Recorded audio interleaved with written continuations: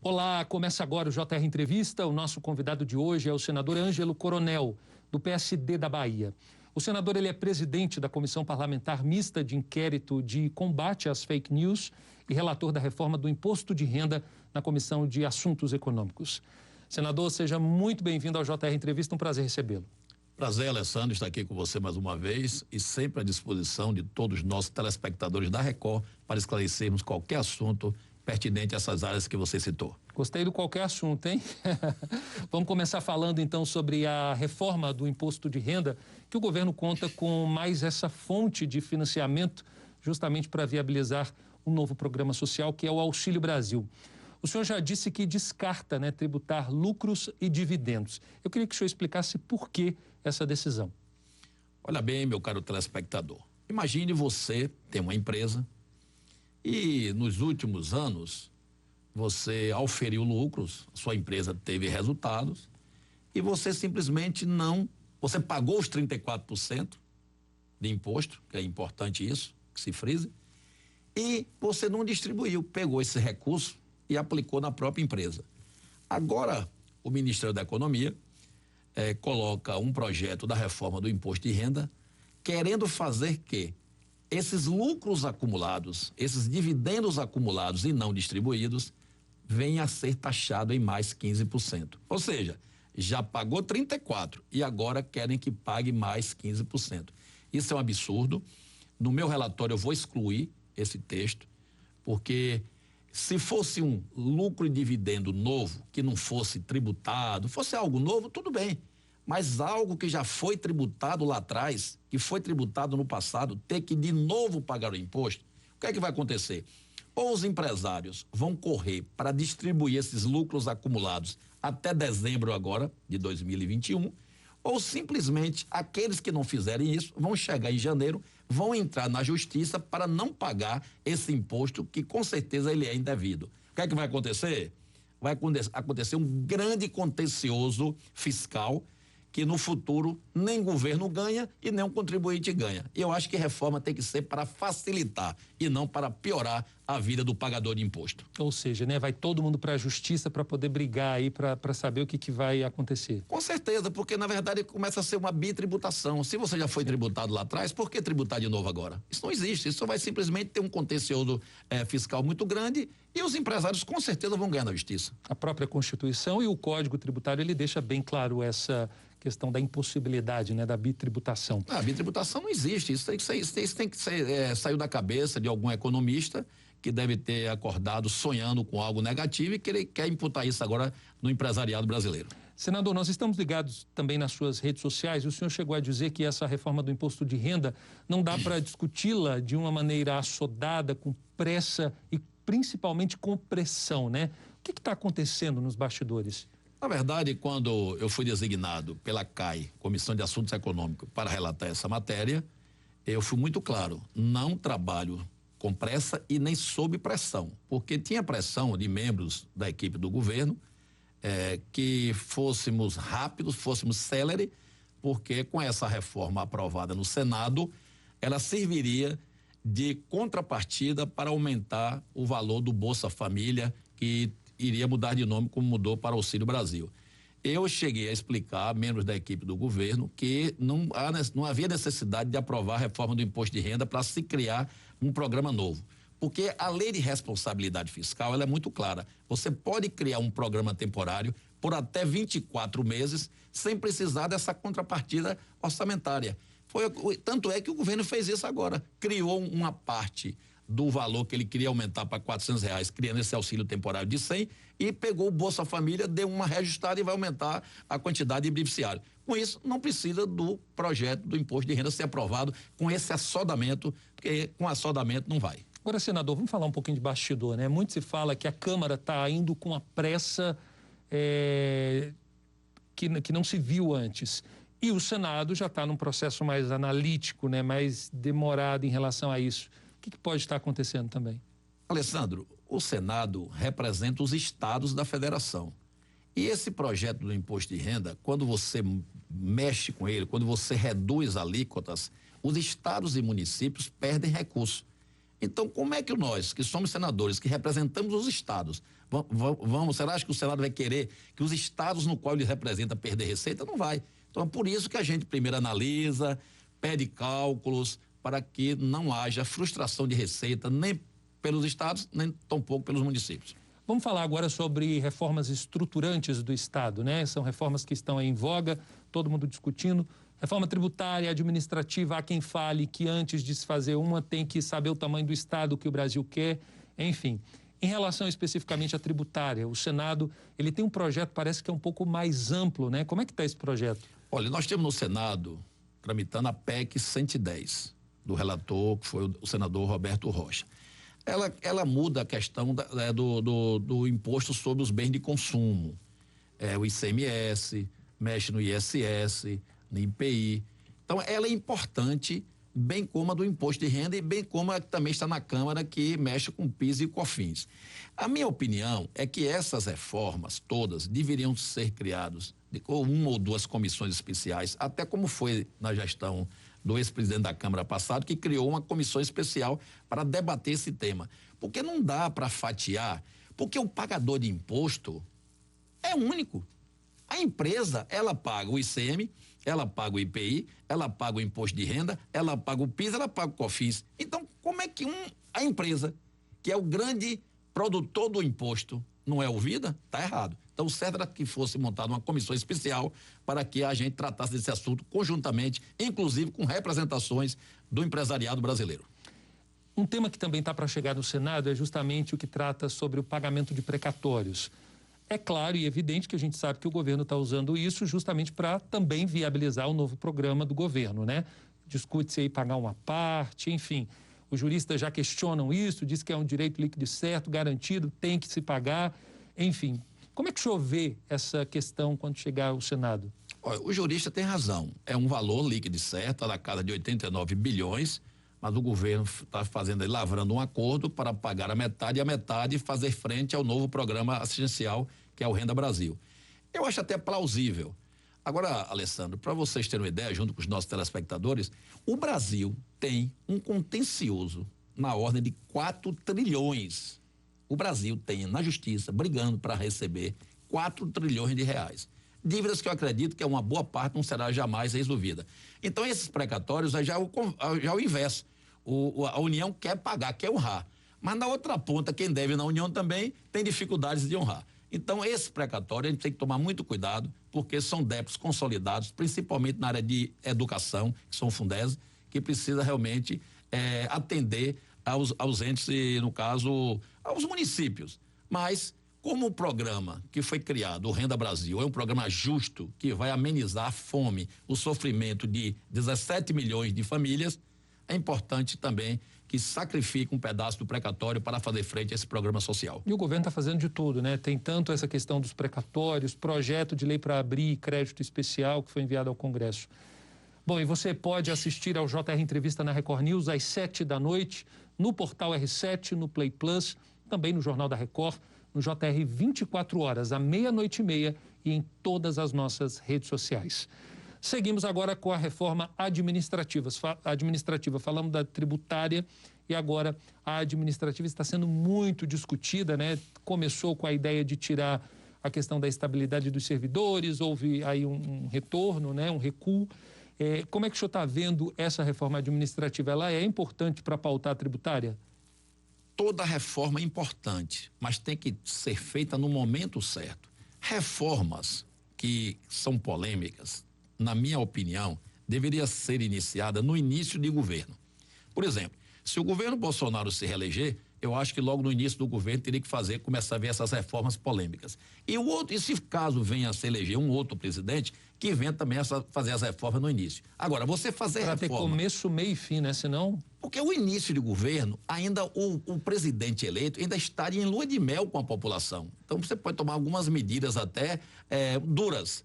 Agora, você chegar num ano praticamente eleitoral, querer propor reformas dessa natureza, é difícil andar, porque nem o parlamento vai querer votar, porque vai entrar no desgaste eleitoral. Eu gosto muito de ser franco, que eu não estou aqui para cobrir só com peneira. Votar medidas antipopulares nesse período que falta para as eleições, eu acho muito difícil evoluir no Congresso Nacional.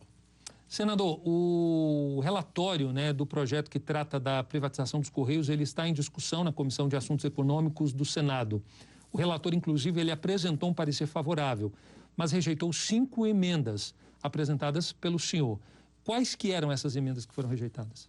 Olha, Alessandro, eu fiz algumas emendas, principalmente uma que é para preservar o funcionário do Correio.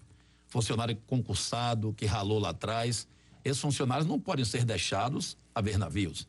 Então, eles têm que ter a expectativa, a esperança de serem realocados para uma outra estatal, caso eles venham a ser demitidos. Então, um fato principal é isso aí. Nós temos outra questão também, a questão das cidades remotas. Imagine se uma empresa privada compra o Correio, será que ele vai ficar preocupado em levar uma correspondência naquelas cidades, principalmente do Amazonas, onde vai de barco? Vai ter dificuldade de transporte e não dá retorno financeiro. O empresário, quando compra, ele quer retorno financeiro. E na Constituição é bem claro, o governo tem a obrigação de dotar esses municípios longínquos da estrutura de Correio. Então, isso que me preocupa é o Correio ser vendido e deixar o povo brasileiro, principalmente aqueles que ficam naqueles lugares bem isolados, sem assistência de receber uma correspondência ou até de receber um produto comprado no e-commerce. Porque hoje o Correio, ele é utilizado para as entregas dos produtos que vendidos na internet nos lugares difíceis. Porque nos lugares bons, as próprias empresas transportadoras, né? Transportadoras fáceis, a própria empresa manda o motoboy entregar, manda até táxi entregar, manda motorista de aplicativo entregar. Mas lá longe, naquele lugar que não vai mesmo ninguém, aí deixam esse osso para o Correio, enquanto o filé fica nas outras empresas. Então, eu não sou contra a privatização, contanto que a gente consiga atender o que está na Constituição e preservar os empregos que tem lá na casa de 100 mil pessoas aflitos na imaginação que pode ser dispensado. Senador, vamos falar agora sobre a Comissão Parlamentar Mista de Inquérito de Combate às Fake News. Recentemente o senhor, inclusive, chegou a afirmar, né, que essa comissão, ela servirá de casa para receber denúncias durante as eleições de 2022, né? Como que seria essa casa aí? O pessoal vai ter contato direto, liga e denuncia? Alessandro, em primeiro lugar, eu queria até passar aqui uma mensagem para os nossos telespectadores da Record. Nós tivemos aí, estamos tendo ainda, né, a pandemia da Covid-19. Fake news é uma pandemia, ela também é mundial. São famílias sendo separadas por causa de mentira, reputações sendo dilaceradas por mentiras plantadas, marcas de produtos sendo muitas vezes retiradas da prateleira porque o concorrente vai com a falta de caráter e deprecia aquela marca. Ah, não beba aquilo, não coma aquilo que dá dor de barriga, dá febre. Então tem gente que não compra porque acredita o que está na rede social. Então nós precisamos agora fazer uma cruzada mundial para combater esta pandemia digital chamada de fake news. Nós temos um projeto que eu fui o relator, já foi aprovado no Senado, está na Câmara Federal. Estou amanhã dando entrada em um outro projeto com capítulos mais duros de combate às fake news. Eu vou mandar isso para os parlamentos do mundo afora, porque não adianta fazermos uma lei no Brasil e se os outros países também não fizerem uma lei semelhante, porque a fake news, o computador, a rede aberta. Então precisamos combater isso a nível mundial, não só a nível Brasil. Agora, eu peço aqui aos nossos telespectadores, não acredite em tudo que lê à primeira vista, cheque a notícia, cheque o fato, porque isso é importante para que você não forme um mau juízo de uma pessoa de bem que muitas vezes a rede social ou a empresa de mensagem muda, denigra a imagem dessa pessoa. Agora, senador, a gente está falando muito na propagação de informação pelo usuário, né? Agora, a plataforma, né, que viabiliza esse acesso ao usuário, de que maneira ela poderia ser responsabilizada nesse universo aí de informação que termina virando aquele ditado, né? Terra sem lei. De que maneira poderia... A verdade, Alessandro, a internet está realmente uma terra sem lei. Você viu ontem que suspenderam até uma live do presidente. Eles têm que também estar ativos, não só para retirar uma live do presidente do ar, mas também retirar tudo que for de negativo do ar. Porque senão a gente fica logo vendo que está existindo politicagem dentro das redes sociais. E eu acho que as redes foram criadas para que as pessoas se socializassem, não para criar aquela rede de intriga. É importante a regulação das redes, das plataformas. Não podemos hoje permitir que a pessoa abra um perfil anônimo, deprecie você, Alessandro, e você não ter o seu direito de resposta, você não ter o seu contraditório, você não ter a sua defesa. Então eu espero que com esse projeto que está tramitando na Câmara, que eu fui o relator, a gente consiga fazer essa moderação para que a gente possa, mediante uma decisão judicial, ir no encalço daquele criminoso digital que usou azeite para te depreciar. Até porque a gente sabe, né? O mundo mudou completamente. É o que o senhor falou agora. No mundo digital você constrói e ao mesmo tempo destrói a reputação de alguém, né? Com certeza absoluta. Uma mensagem, por exemplo, hoje você cria uma mensagem nos grupos de WhatsApp ou de Telegram, solta aquilo ali em segundos, minutos, já alastrou o Brasil inteiro e você, se for um cara de bem, passa a ser um cara de mal. E você não sabe quantas pessoas leram aquela mensagem. Você não sabe como se defender. Exatamente. Infelizmente acontece isso. Bom, o JR Entrevista vai agora para o intervalo e na volta a gente vai falar sobre o impacto causado pela CPI da Covid. Até já.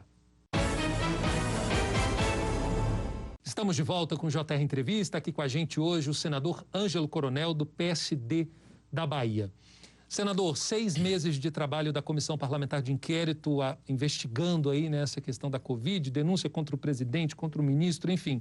Eu queria que o senhor avaliasse aí pra gente, fizesse uma avaliação rápida do trabalho dessa comissão, né? Como é que o senhor viu aí o desempenho da comissão, que agora está às vésperas aí de apresentar o relatório final ao Ministério Público, que vai ver se há indícios de materialidade, autoria, enfim. Como é que o senhor está vendo isso? Alessandro, a CPI, ela foi benéfica. Evidentemente que teve excessos, mas a grande maioria do povo brasileiro aprovou a CPI porque isso fez com que o governo agilizasse a compra de vacinas. Porque no início era aquele problema da compra ou não de vacinas, se o momento era o ideal. Então, eu acho que para mim foi o grande ganho da CPI, foi a compra de vacinas para imunizar a sociedade brasileira.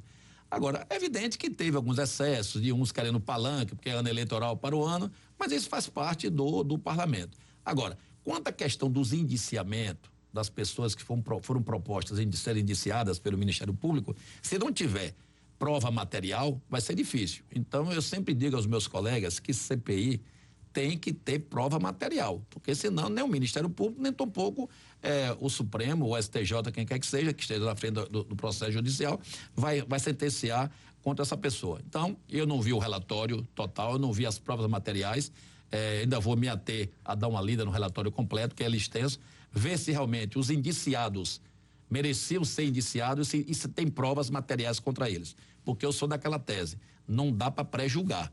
Eu acho que todos têm o direito de defesa, todos são inocentes até que se prove o contrário. Então, até agora, para mim, todos são inocentes. Agora eu vou me ater aos fatos e aos atos e às provas para ver se minha ideia de continuar achando que todos são inocentes está certo ou está errado. O senhor acha que estão invertendo a ideia, estão dizendo assim, ó, todos são culpados até que se prove a inocência?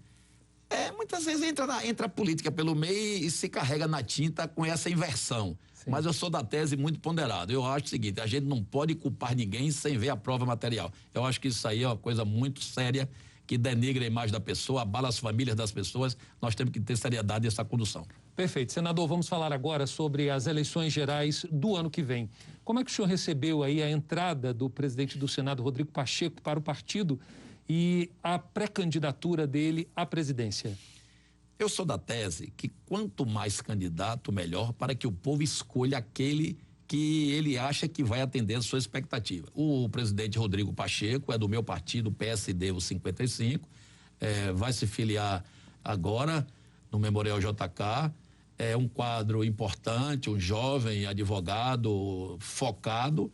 Se por um acaso chegar a ser presidente, acredito que pode dar conta do recado, mas estamos ainda há muito tempo das eleições, tem muita água a rolar ainda, então vamos esperar o que vai acontecer lá para frente. Agora, eu torço que cada partido lance seus candidatos para que o povo brasileiro tenha aí, uma salada de candidatos para escolher qual é o melhor para governar o destino do Brasil. Nesse xadrez eleitoral, né? Nós temos Bolsonaro, Lula, o senhor acredita que ele pode ser essa terceira via que tanto se fala?